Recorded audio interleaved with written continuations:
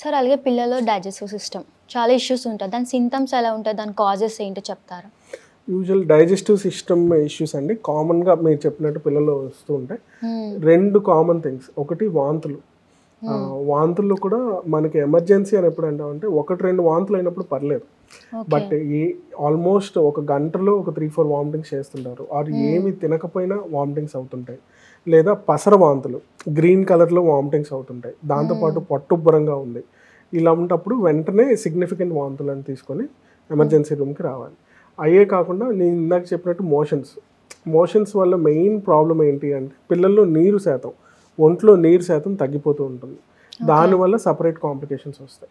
So ఎప్పుడు కూడా పిల్లల్లో ఎక్కువ మోషన్స్ అవుతున్నప్పుడు, లేదా నేను ఇందాక చెప్పినట్టు 1-2 మోషన్స్ అలా అయినా పర్వాలేదు, బట్ అలా కాకుండా ఇప్పుడు గంటలోనే ఒక 10-15 మోషన్స్ అవుతున్నాయి, ఆర్ వాటర్ ఇచ్చినట్టు మోషన్ అయిపోతుంది, ఏం తిన్నా పడట్లేదు, లేదా బ్లడ్ మోషన్స్.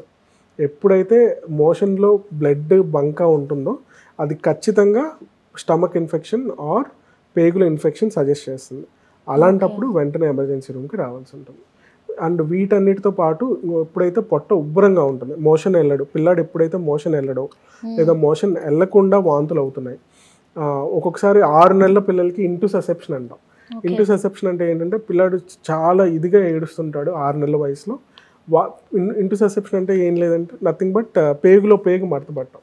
సో ఇలా జరిగినప్పుడు ఎలా తెలుస్తుంది అంటే ఎక్కువ బంక ఆర్ బ్లడ్ మోషన్స్ అవుతూ ఉంటాయి. వీటితో పాటు ఎక్కువ క్రాంకీగా ఏడుస్తాడు, మళ్ళీ వాటితో పాటు ఒక 10 నిమిషాలు నార్మల్ అవుతాడు, మళ్ళీ ఏడుస్తాడు. వీటితో పాటు ఏదైనా పసర వాంతులు ఉన్నా ఆర్ ఇంకేదైనా ఇంటెస్టైనల్ అబ్స్ట్రక్షన్ అంటాం, అంటే పేగు మడతపడినప్పుడు పసర వాంతులు ఎక్కువ అవుతూ ఉంటాయి. సో ఈ డైజెస్టివ్ సిస్టమ్ సంబంధించిన ప్రాబ్లమ్స్ పిల్లల్లో ఈ విధంగా ఉంటాయి. ఓకే, కాజెస్ అసలు ఎందువల్ల అలా అవుతుంది సార్? ఫుడ్ వల్ల అనేం లేదండి. నేను ఇందాక చెప్పినట్టు రోటావైరల్ డయేరియా మోస్ట్ కామన్ వచ్చేసి రోటావైరస్ డయేరియా. అవే కాకుండా ఇంకా అదర్ ఇన్ఫెక్షన్స్ ఏదైనా రావచ్చు. సో అదర్ బ్యాక్టీరియల్ ఇన్ఫెక్షన్స్ అవ్వచ్చు, లేదా అమీబిక్ ఇన్ఫెక్షన్స్ అవ్వచ్చు.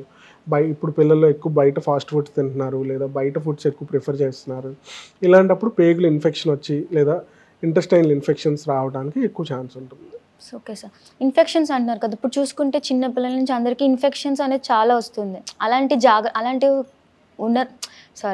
ఇప్పుడు చూసుకుంటే ఇన్ఫెక్షన్స్ అనేది చాలా జరుగుతున్నాయి చిన్నపిల్లల, అది మెడికల్ ఇన్ఫెక్షన్స్ కూడా వస్తున్నాయి. అలాంటప్పుడు అలాంటి జాగ్రత్తలు తీసుకోవాలి మనం. ఫస్ట్ థింగ్ అండి, ఇన్ఫెక్షన్ వచ్చినప్పుడు పిల్లలకి ఎలా బయటపడుతుంది అంటే మోస్ట్ కామన్గా వచ్చేది ఫీవర్ అండి. సో ఫస్ట్ ఫీవర్ వస్తుంది. ఫీవర్ ఇందాక ఫిట్స్ అన్నది సిమ్టమ్ అని చెప్పాను కదా, అలాగే ఫీవర్ కూడా ఒక సిమ్టమ్. సో ఈ ఫీవర్ దేనివల్ల అయినా రావచ్చు. లంగ్ ఇన్ఫెక్షన్ అవ్వచ్చు, బ్లడ్ ఇన్ఫెక్షన్ అవ్వచ్చు, స్టమక్ ఇన్ఫెక్షన్ అవ్వచ్చు, లేదా బ్రెయిన్ ఇన్ఫెక్షన్ అవ్వచ్చు. సో ఏ ఇన్ఫెక్షన్ ఉన్నా ఫస్ట్ మనకు తెలిసేది ఫీవర్. సో ఈ ఫీవర్ వచ్చినప్పుడు అన్ని ఫీవర్స్కి పిల్లల్లో మోస్ట్ కామన్ ఫీవర్స్ వచ్చేసి వైరల్ ఫీవర్స్. సో ఈ వైరల్ ఫీవర్ లక్షణాలు ఎలా ఉంటాయి అంటే యూజువల్గా ఒక ఫస్ట్ 3 డేస్లో పిల్లలకు కొంచెం ఫీవర్ ఉంటుంది. ఫీవర్ ఉన్నప్పుడు డల్ అయినా ఫీవర్ తగ్గంగానే నార్మల్ అయిపోతారు. ఇప్పుడు ఫీవర్ వచ్చింది, మనం ఏదైనా మందు ఇచ్చి ఫీవర్ ఎఫెక్ట్ తగ్గంగానే పిల్లలు యాక్టివ్ ఉంటారు. మళ్ళీ ఫీవర్ వచ్చినప్పుడు కొంచెం డల్ అవుతారు. దాన్నే ఇంటర్ఫెబ్రైల్ పీరియడ్ అంటాం. సో ఆ టైంలో పిల్లలు యాక్టివ్గా ఉంటే మోస్ట్లీ అది వైరల్ ఫీవర్స్ అవ్వచ్చు, లేదా usually fevers associated with cold, cough ఏదైనా కామన్గా ఉంటుంది, అది కూడా మోస్ట్లీ వైరల్ ఫీవర్స్. సో ఒక 3 డేస్ ఆర్ 4 డేస్ దాటి పిల్లలకి ఇంకా ఫీవర్ ఉంటుంది అన్నప్పుడు ఎప్పుడైనా హాస్పిటల్ తీసుకురావడం మంచిది. అలాంటప్పుడు మనం కొంచెం ఎవాల్యుయేట్ చేసి, ఒక్కొక్కసారి వైరల్ ఫీవర్స్ వచ్చినప్పుడు మన పిల్లల్లో ఇమ్యూనిటీ డౌన్ అయిపోయి సెకండరీ బ్యాక్టీరియల్ ఇన్ఫెక్షన్స్ అంటారు. సో ఆ బ్యాక్టీరియల్ ఫీవర్స్ కూడా వస్తుంటాయి.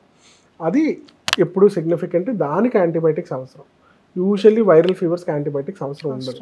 సో ఎప్పుడెప్పుడు కొంచెం అర్జెంటుగా హాస్పిటల్కి రావాలి అంటే ఇందాక నేను చెప్పినట్టు ఫస్ట్లోనే ఫీవర్ వచ్చినప్పుడు, ఫిట్స్ వచ్చినా, ఆర్ బేబీ మగతగా పడుకుంటున్నాడు, ఎక్కువ ఫీడింగ్ తీసుకోవట్లేదు, ఏమిచ్చినా వాంతులు అయిపోతున్నాయి, లేదా ఎక్కువ మోషన్స్ అయిపోతున్నాయి, లేదా ఫీవర్తో పాటు అసలు మనం మందులు ఇవ్వలేకపోతున్నాం. ఇప్పుడు ఎంత ఫీవర్ ఉన్నా నార్మల్గా పిల్లలు తింటూ ఆడుకుంటూ ఉంటే మనకి పర్వాలేదు, బట్ తినకపోతే మాత్రం ఎక్కువ డిహైడ్రేషన్ వచ్చేస్తుంది. అలాంటప్పుడు ఎక్కువ ఇబ్బంది అవుతుంది. ఆర్ కొంతమందికి పిల్లల్లో ఫస్ట్ డే సెకండ్ డే అయినా ఫీవర్తో పాటు ఎక్కువ వాపులు రావడం జరుగుతుంది, పొట్ట వాపు లేకపోతే కళ్ళ వాపు, ఈ చుట్టూ వాపులు రావడం. అలాంటప్పుడు వెంటనే కూడా హాస్పిటల్కి రావాలి. సో ఎమర్జెన్సీస్ కోసం చెప్పారు కదా, ఇలాగే ఇంకేమైనా ఎమర్జెన్సీస్ ఉన్నాయా? లైక్ ఇంకా అదర్ ఎమర్జెన్సీస్ అంటే అండి పిల్లల్లో యూజువల్గా పాయిజన్స్ ఎప్పుడు ఇంపార్టెంట్. పాయిజన్స్ అంటే ఇప్పుడు కొన్ని సిచ్యువేషన్స్లో మేము ఏం చూస్తుంటామంటే ఏ నానమ్మో అమ్మమ్మో తాతయ్యో వేసుకునే ట్యాబ్లెట్స్ ఉంటాయి, షుగర్ ట్యాబ్లెట్స్ కానీ బీపీ ట్యాబ్లెట్స్ కానీ. ఇంట్లో పిల్లలు ఆడుకుంటూ అవి ఎక్కువ వేసేసుకుంటారు తెలియకుండా.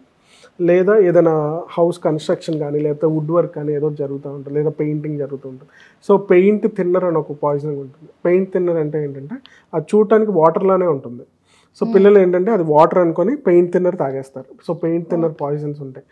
కోవిడ్ టైంలో ఎస్పెషల్లీ మేము ఎక్కువ చూసినవి ఏంటి అంటే ఈ శానిటైజర్ పాయిజనింగ్స్. ఇంట్లో ఎక్కువ శానిటైజర్ ఉంటుంది, శానిటైజర్ పాయిజన్స్. లేదా కొంచెం ఇప్పుడు విలేజెస్లో చూస్తే కిరోసిన్ పాయిజనింగ్స్ కూడా జరుగుతుంటాయి. సో ఇది ఒక ఇంపార్టెంట్ థింగ్. ఇలా ఒకటి poisoning, any form of poison, అదొక డ్రాప్ తీసుకున్నా అది ఏమైనా సరే వెంటనే హాస్పిటల్కి రావాలి, అదొకటి. ఇంకా అవే ఇప్పుడు ఫార్మర్స్ ఉంటారు, ఫార్మర్స్ అయితే ఇంట్లో పురుగుల మందులు అవన్నీ ఉంటూ ఉంటాయి, ఆ పాయిజన్ అవ్వచ్చు. సో అదొక రకమైన ఎమర్జెన్సీ. పాయిజనింగ్ అన్నది ఒక ఎమర్జెన్సీ. రెండు బైట్స్ అంటే స్నేక్ బైట్, ఇప్పుడు విలేజెస్లో వాటిలో స్నేక్ బైట్ కానీ, లేదా తేలుకాటు స్కార్పియన్ బైట్ కానీ, ఇలా ఏవైనా కుక్క కరిచింది లేదా కోతి కరిచింది. సో ఇలా ఏ బైట్స్ అయినా సరే సిగ్నిఫికెంట్. స్నేక్ బైట్ కానీ స్కార్పియన్ కానీ ఇవన్నీ కూడా ఎమర్జెన్సీసే.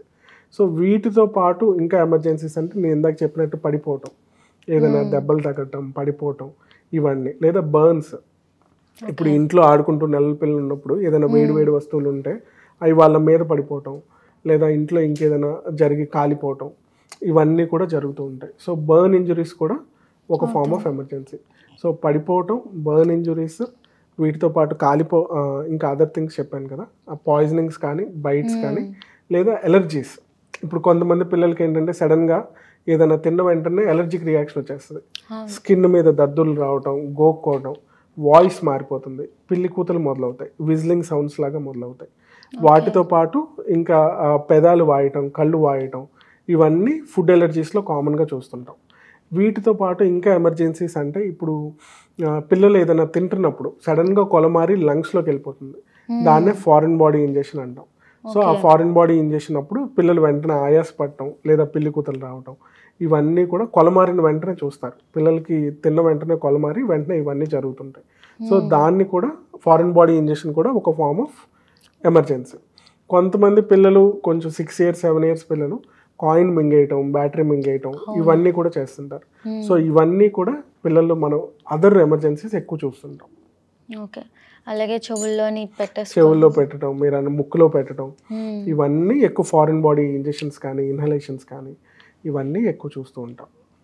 సార్ అలాగే emergency conditions like chronic conditions అంటే అండి పిల్లల్లో ఆల్రెడీ ఉన్న డిసీజెస్ అంటే కొన్నాళ్ళుగా ఉన్న డిసీజెస్లో ఎప్పుడు మనం ఎమర్జెన్సీస్ గుర్తించాలి. ఫర్ ఎగ్జాంపుల్ ఇప్పుడు మనం పిల్లల్లో షుగర్ వ్యాధి కూడా చూస్తున్నాం. టైప్ 1 డయాబెటీస్ అన్నది జెనెటికల్గా వచ్చే షుగర్ వ్యాధి. వాళ్ళల్లో ఒకవేళ ఎమర్జెన్సీ డీకేఏ అనేది ఒక ఎమర్జెన్సీ ఉంటుంది. సో అది ఎప్పుడు గమనిస్తామంటే వాళ్ళు ఫాస్ట్గా బ్రీతింగ్ తీసుకోవటం, లేదా ఒంట్లో ఉన్న యాసిడ్ లెవెల్స్ పెరిగిపోవటం వల్ల ఎక్కువ ఆయాస పడుతూ ఉంటారు, లేదా చిరాగ్గా ప్రవర్తిస్తూ ఉంటారు, స్పృహలో ఎక్కువ ఉండరు. ఓకే, సో ఇలాంటి కండిషన్స్లో ఈఆర్కి వెంటనే రావాలి. నార్మల్ పిల్లల కన్నా కూడా క్రానిక్ కండిషన్స్ ఉన్న పిల్లలకి ఎప్పుడు కూడా అతిగా జాగ్రత్తగా ఉండటం ఎప్పుడు మంచిది. పిల్లల్లో పుట్టినప్పటి నుంచి కూడా హార్ట్ కండిషన్స్ ఉంటాయి, అంటే పుట్టినప్పటి నుంచే గుండెలో హోల్ ఉండటం లేదా గుండె అబ్నార్మల్గా ఉండటం. వాళ్ళు ఎప్పుడు చిన్న ఆయాసం ఉన్నా ఆర్ చిన్న ఫీవర్ ఉన్నా వెంటనే రావాలి. ఆర్ కొంతమంది పిల్లలకి ఇంకా నేను చెప్పినట్టు షుగర్ వ్యాధి ఉండటం కానీ, లేదా ఇంకేదైనా అదర్ క్రానిక్ కండిషన్స్ కూడా కొన్ని ఉంటాయి పుట్టుకతో వచ్చినవి. సో అలాంటి పిల్లల్లో మాత్రం వెంటనే ఏ చిన్న అబ్నార్మాలిటీ ఉన్నా ఫస్ట్ డాక్టర్కి చూపించి ఎమర్జెన్సీ రూమ్కి వచ్చి సలహా తీసుకోవడం ఎప్పుడు మంచిది.